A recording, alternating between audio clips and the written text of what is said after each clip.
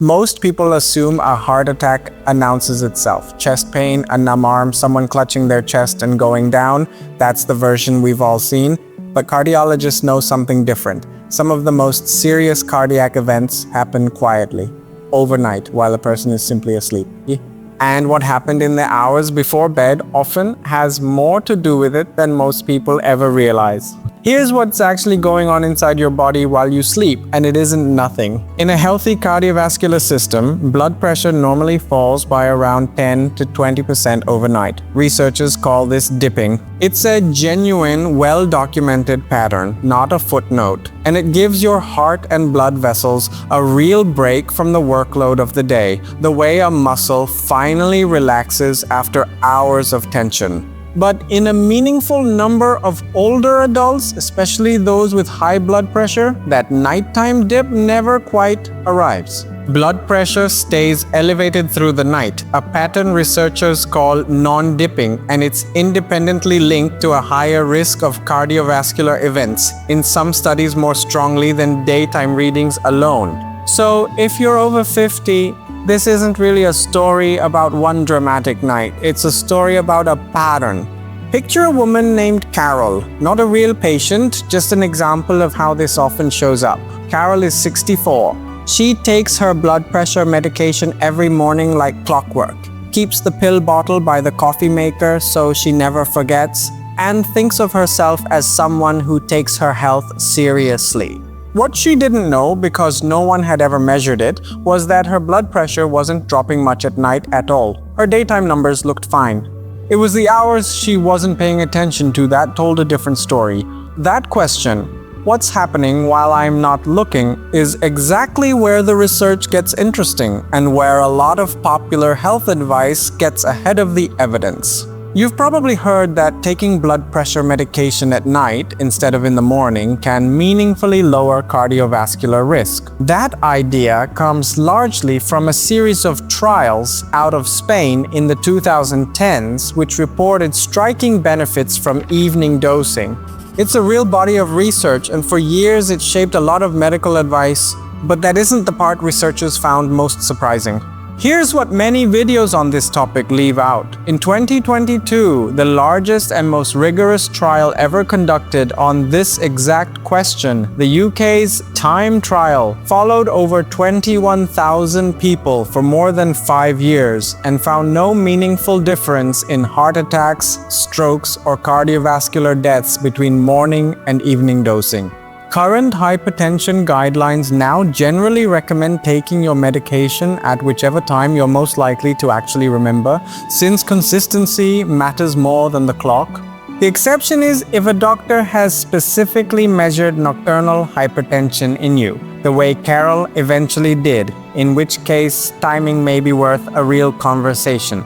The honest answer here isn't switch to night. It's ask your doctor whether this applies to you specifically, because the science genuinely isn't settled for everyone. Here's where the story changes. Nighttime brings a second risk, one that's far more established than the medication timing question and gets far less attention than it deserves: sleep apnea. Roughly a third of adults over 60 have some form of it, and most have never been diagnosed. During an episode, breathing stops for seconds at a time. Oxygen levels drop. The heart and blood vessels react as if under sudden alarm again and again, sometimes dozens of times an hour, all night, every night. Large studies following patients with heart disease have found obstructive sleep apnea associated with roughly double the risk of stroke and cardiovascular death. If you or your partner snore heavily, gasp during sleep, or wake up exhausted despite a full night in bed, that's genuinely worth raising with a doctor, not something to laugh off at breakfast.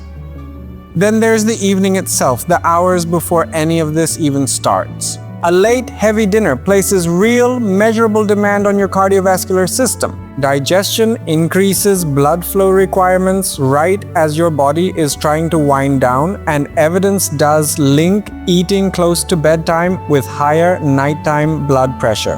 That doesn't mean panicking over an occasional 8 p.m. dinner. It means noticing if occasional has quietly become every night.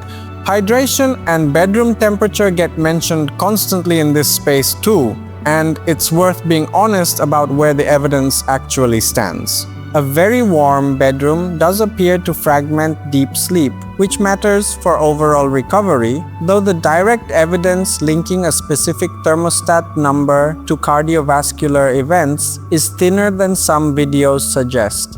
Staying reasonably hydrated is sensible general advice. Neither is a dramatic risk factor on its own, and neither deserves the same weight as nocturnal hypertension or untreated sleep apnea. Which raises the question a lot of viewers ask whenever a video like this comes out. Does one habit really matter, or is it the whole pattern of how someone lives? The honest answer is both, just not equally. A single late dinner isn't rewriting your cardiovascular risk. Years of undiagnosed sleep apnea or genuinely unmeasured nocturnal blood pressure plausibly are.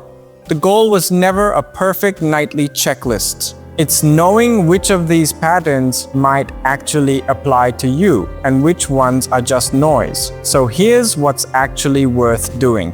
If you're on blood pressure medication, ask your doctor whether your nighttime numbers have ever been measured, not just your daytime ones. If you or someone who shares your bed has mentioned snoring, gasping, or exhausted mornings, ask about a sleep apnea evaluation. If your dinners have quietly drifted later and heavier over the years, that's worth noticing, not fearing. None of this replaces your doctor's guidance, and none of it is a diagnosis. It's a starting point for a better conversation than how's your blood pressure, the kind that actually asks what's happening while you sleep.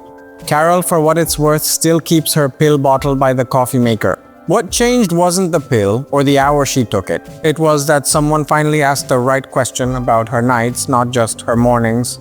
So here's the real question worth sitting with tonight, not whether you're doing everything right. Just whether you actually know what your blood pressure is doing while you're asleep, or only what it looks like the one time a year someone checks it wide awake in the middle of the day.